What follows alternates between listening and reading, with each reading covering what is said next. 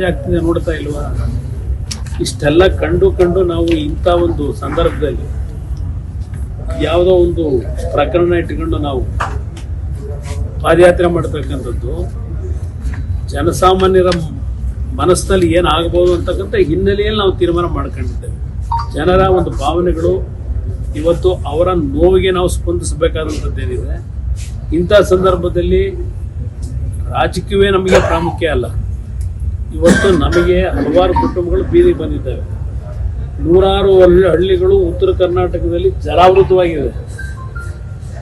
ಇಂಥ ಸಂದರ್ಭದಲ್ಲಿ ನಾವು 10 ದಿವಸ ಪಾದಯಾತ್ರೆ ಹೋದ್ರೆ ಅದು ಯಾರು ಮೆಟ್ಟಾರೋ ಗೊತ್ತಿಲ್ಲ. ನಮಗೆ ತೆಗೆದುಕೊಳ್ಳದೆ ಇದ್ದಾಗ ಬೆಂಗಳೂರಿನಿಂದ ಮೈಸೂರಿನವರೆಗೆ ನಮ್ಮ ಶಕ್ತಿ ಇರ್ತಕ್ಕಂಥದ್ದು ಅಷ್ಟೆಲ್ಲ ಇತ್ತು.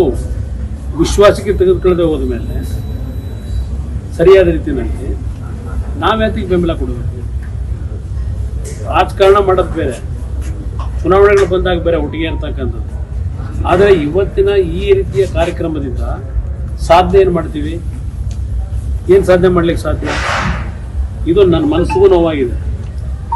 ಯಾವ ರೀತಿ ನಡ್ಕೊಂಡಿದ್ದಾರೆ ಇವರು. ಈ ಪಾದಯಾತ್ರೆಯನ್ನ ಕಾರ್ಯಕ್ರಮದ ಮುಖ್ಯಸ್ಥರುಗಳನ್ನು ಯಾರು ಮಾಡ್ಕೊಂಡಿದ್ದಾರೆ? Who is that Preetham Gowda? ದೇವೇಗೌಡರ ಕುಟುಂಬವನ್ನ ಸರ್ವನಾಶ ಮಾಡ್ಲಿಕ್ಕೆ ಹೋದಂಥವನ್ನ ಸಭೆ ಕರೆದು ಕೂರಿಸ್ಕೋತಾರೆ, ನನ್ನ ಸಭೆ ಕರೀತಾರೆ.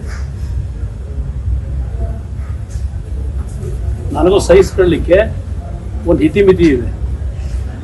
ಯಾರ ಕಾರಣ ಆ ಪೆನ್ ಡ್ರೈವ್ಗಳನ್ನ ಬೀದಿ ಹಂಚಲಿಕ್ಕೆ?